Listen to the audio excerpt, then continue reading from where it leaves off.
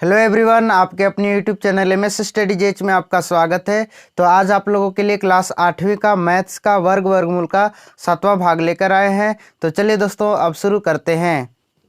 तो ये रहा आप लोगों का पहला क्वेश्चन, लिखा हुआ है 2925 के लिए वह सबसे छोटी पूर्ण संख्या ज्ञात कीजिए जिसे इस संख्या को भाग देने पर वह एक पूर्ण व संख्या बन जाए। तो ज्ञात की गई संख्या का वर्गमूल ज्ञात कीजिए। तो इस क्वेश्चन को समझेंगे। कहता है कि 2925 के लिए मतलब ऐसी सबसे छोटी पूर्ण संख्या ज्ञात करना है जिसे इस संख्या में यानी 2925 में भाग देने पर वह एक क्या बन जाएगा, पूर्ण वर्ग संख्या बन जाएगा। दो पूर्ण वर्ग संख्या जब बनेगा तो उस पूर्ण वर्ग संख्या को क्या करना है, फिर वर्गमूल ज्ञात करना है। तो चलिए इस क्वेश्चन को किस तरह से हल करते हैं, तो आप लोग वीडियो पर बने रहिए। तो सबसे पहले क्या करेंगे, 2925 का अभाज्य गुणनखंड करेंगे। तो चलिए हल करते हैं। तो 2925 का अभाज्य गुणनखंड करेंगे तो ये कितने से विभाजित होगा, 3 से। तो 3 नवा 27, कितना निकला 2, 22 हुआ यहाँ पर। तो 3 सते 21, तो यहाँ पर 22 था तो 22 में 21 घटे कितना बचेगा 1, तो 15 हुआ। 3 पचे 15। अब 975 आ गया तो 975 कितने से विभाजित होगा, 3 से। 3 तिया 9, 3 दूना 6, तो इसमें कितना बचा 1, तो कितना हुआ 15, तो 3 पचे 15।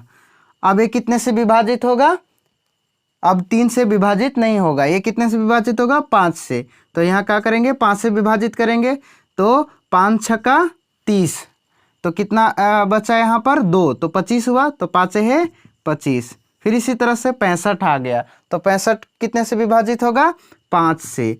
तो 13 पचे 65 होता है।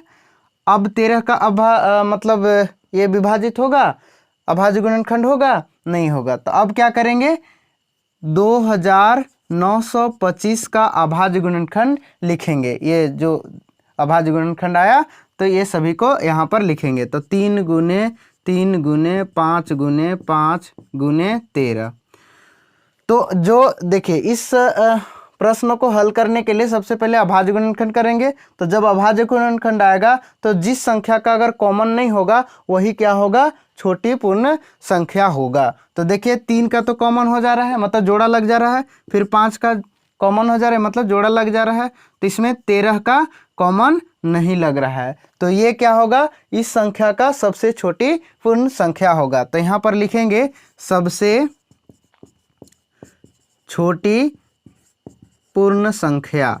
तो सबसे छोटी पूर्ण संख्या क्या है, 13, क्योंकि 13 का कॉमन नहीं हुआ। जिसका मतलब जिस संख्या का कॉमन नहीं होगा तो वे क्या होगा, उस संख्या का छोटी पूर्ण संख्या होगा। तो जब ये छोटी पूर्ण संख्या आया तो अतः क्या आ जाएगा, अतः पूर्ण वर्ग संख्या, अतः पूर्ण वर्ग संख्या। तो फिर क्या कहता है कि अतः पूर्ण वर्ग संख्या को क्या करना है, जो संख्या आया उस संख्या में इसमें भाग देंगे तो वो पूर्ण वर्ग संख्या बन जाएगा। तो 2925 में क्या करेंगे, 13 से भाग दे देंगे। कितना से, 13 से भाग दे देंगे। तो भाग देंगे तो वो क्या आ जाएगा, पूर्ण वर्ग संख्या आ जाएगा। तो चलिए 13 से भाग देते हैं। तो 13 दूना 26, कितना निकला यहाँ पर 3 निकला, 32 हुआ, ठीक है ना। तो 13 दूना फिर 26 हुआ, तो फिर कितना निकला, 32 में से 26 घटाएंगे तो 6, तो 5 हो गए, यहाँ 65 हो जाएगा। तो 13 पचे 65, तो ये कितना आ गया 225।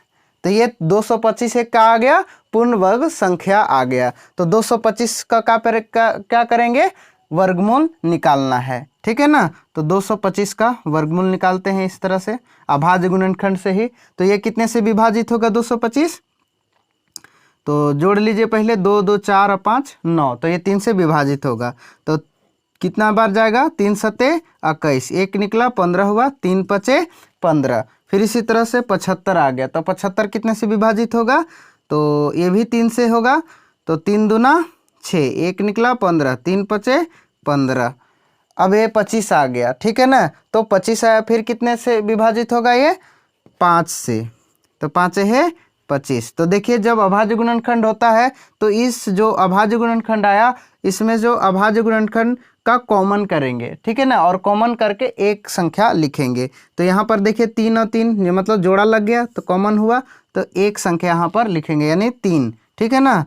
और ये 5 का कॉमन हुआ तो यहाँ पर लिखेंगे 5। अब दोनों को क्या करेंगे, गुना करेंगे, 3 पचे 15, तो 225 का वर्गमूल कितना होता है, 15 होता है। तो इस तरह से ऐसे क्वेश्चनों को हल करते हैं। तो फिर इसी प्रकार अगला क्वेश्चन दूसरा है, लिखा हुआ है 3645 के लिए वह सबसे छोटी पूर्ण संख्या ज्ञात कीजिए जिसे इस संख्या को भाग देने पर वह एक पूर्ण वर्ग संख्या बन जाए। तो ज्ञात की गई संख्या का वर्गमूल ज्ञात करना है फिर, ठीक है। तो जब भी इस तरह से क्वेश्चन आता है तो सबसे पहले उस संख्या को क्या करेंगे, अभाज्य गुणनखंड करेंगे। तो चलिए सबसे पहले अभाज्य गुणनखंड करते हैं 3645 का। तो ये कितना से विभाजित होगा, 3 से। तो 12 तिया 36, 15 तिया 45, इस तरह से।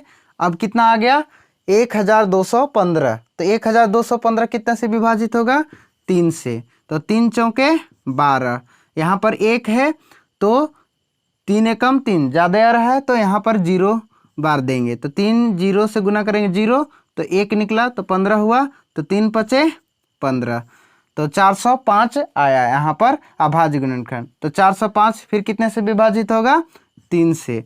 13 तिया 39, तो इसमें कितना बचा, 1, तो 15 हुआ, 3 पचे 15। तो अब क्या आ गया, 135।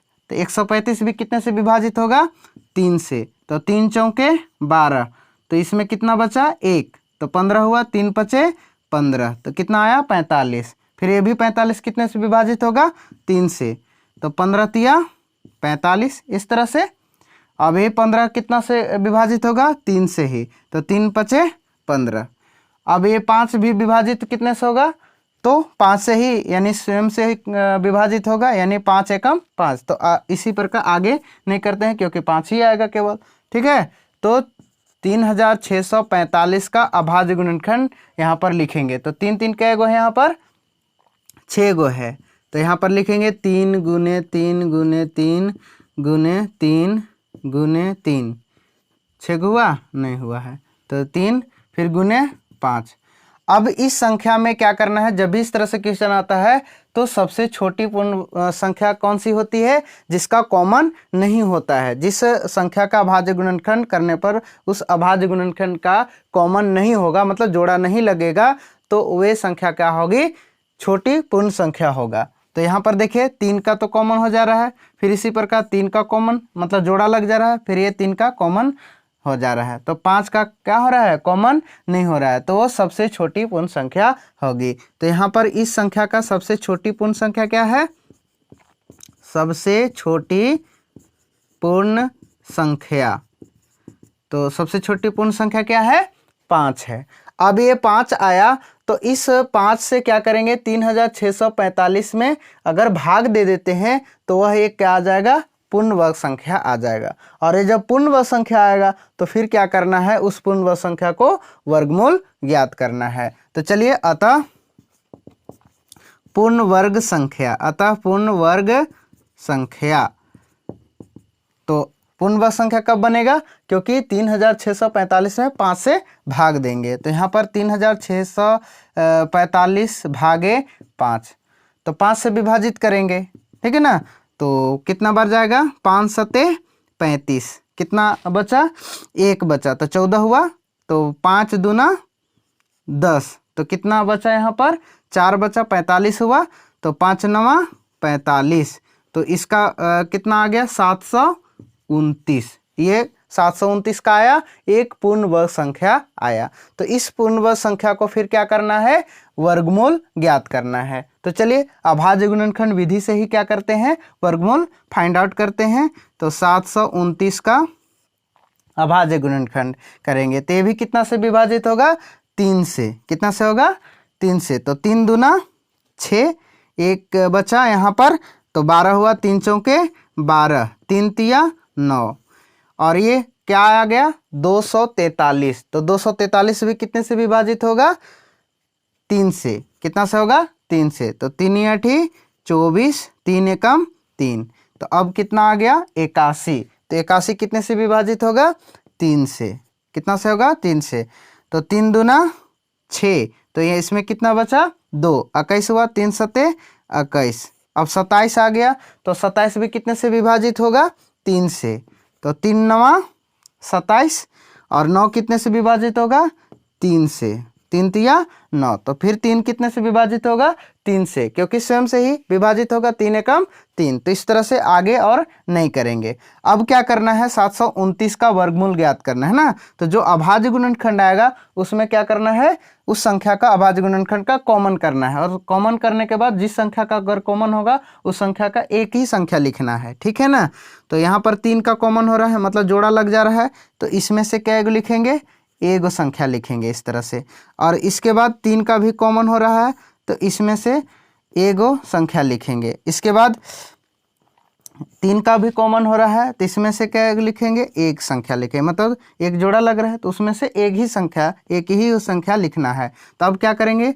गुना कर देंगे। 3 तिया 9 तिया 27। तो 729 का वर्गमूल कितना आ जाता है?